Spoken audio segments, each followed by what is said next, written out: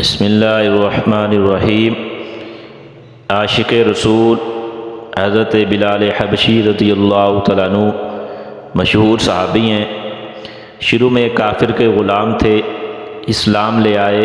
جس کی وجہ سے طرح طرح کی تکلیفیں دیے جاتے تھے۔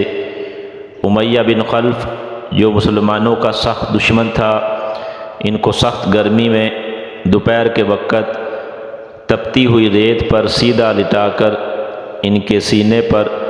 پتھر کی بڑی چٹان رکھ دیتا تھا تاکہ وہ حرکت نہ کر سکتے، اور کہتا تھا یا اس حال میں مر جائیں اور زندگی چاہیں تو اسلام سے ہٹ جائیں، مگر وہ اس حالت میں بھی احد کہتے تھے، یعنی اللہ ایک ہی ہے۔ اگلے دن ان زخموں کو گرم زمین پر ڈال کر اور زیادہ زخمی کیا جاتا تھا تاکہ بے قرار ہو کر اسلام سے پھر جائیں یا تڑپ تڑپ کر مر جائیں۔ ہر شخص تکلیف دینے میں اتنی کوشش کرتا کہ زور ختم کر دے، لیکن اس حال میں بھی کبھی مکہ کے لڑکوں کے حوالے کر دیا جاتا کہ حضرت بلال رضی اللہ عنہ کو گلی کوچوں میں چکر لگاتے اور سخت سے سخت تکلیفیں دیتے تھے، مگر ان کی زبان پر ایک ہی تھی کہ اللہ جل شانہ کی ذات ایک ہے۔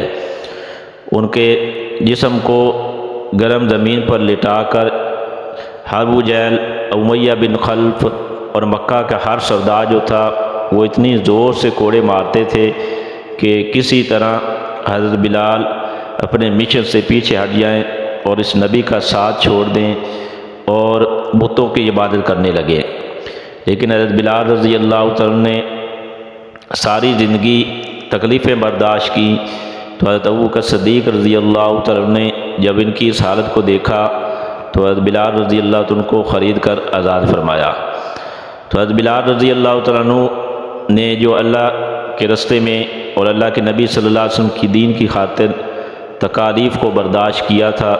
اور اپنے مشن سے اور حضور صلی اللہ علیہ وسلم کے دین سے پیچھے نہیں ہٹے تھے، تو اللہ جل شانہ نے ان کی اس تکالیف کا یہ بدلہ دیا کہ حضور صلی اللہ علیہ وسلم کے دربار میں یہ مؤذن بنے اور سفر اور حضر کے اندر ہمیشہ اذان کی خدمت اللہ کے نبی صلی اللہ علیہ وسلم نے ان کے سپرد لگائی۔ حضور صلی اللہ علیہ وسلم کے دور میں ہمیشہ اذان دیتے رہے۔ جب حضور صلی اللہ علیہ وسلم کا انتقال ہو گیا اور آپ صلی اللہ علیہ وسلم اس دنیا سے تشریف لے گئے، تو حضرت بلال رضی اللہ تعالیٰ نے بھی جہاد کی زندگی سے اللہ کے راستے میں نکل پڑے۔ ایک عرصہ تک مدینہ منورہ لوٹ کر نہیں آئے۔ ایک مرتبہ حضور صلی اللہ علیہ وسلم کی خواب میں زیارت ہوئی۔ حضور صلی اللہ علیہ وسلم نے فرمایا، اے بلال، کیا ظلم ہے کہ ہمارے پاس کبھی نہیں آتے؟ تو آنکھ کھلنے پر حضرت بلال رضی اللہ تعالیٰ عنہ مدینہ طیبہ حاضر ہوئے۔ حضرت حسن، حضرت حسین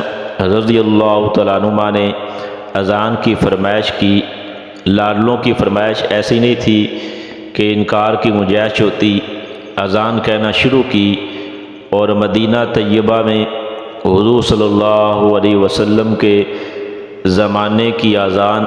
کانوں میں پڑھ کر کوہرام مچ گیا، یہاں تک کہ جیسے ہی حضرت بلال رضی اللہ تعالیٰ نے اشہد ان لا الہ الا اللہ و اشہد ان محمد رسول اللہ کہا، تو پہلے اللہ کے نبی صلی اللہ علیہ وسلم موجود ہوتے تھے، سارے صحابہ دیکھتے تھے، لیکن حضرت بلال رضی اللہ عنہ کی آواز پر کوہرام مچ گیا، عورتیں تک روتی ہوئی گھروں سے باہر نکل پڑی۔ تو حضرت بلال رضی اللہ عنہ نے کچھ دن مکہ میں قیام کیا اور اللہ کے راستے میں جو تکالیف اور جو مشقتیں جو برداشت کی، جو کفار نے ان کے اوپر ظلم کے پہاڑ توڑے، تو اسی حالت کے اندر بھی مدینہ میں قیام کرتے ہوئے پھر دمشق میں واپس چلے گئے، اور دمشق میں حضرت بلال رضی اللہ عنہ کا وہاں جا کر انتقال ہو گیا۔ تو حدیث پاک کے اندر ہے کہ کل قیامت کا دن ہوگا، تو اللہ کے نبی صلی اللہ علیہ وسلم نے فرمایا کہ جب میں اپنے روضے سے باہر نکلوں گا، میری دائیں طرف حضرت ابوبکر ہوں گے، بائیں طرف عمر ہوں گے، اور بلال میرے قدموں کے پاس سے اٹھیں گے۔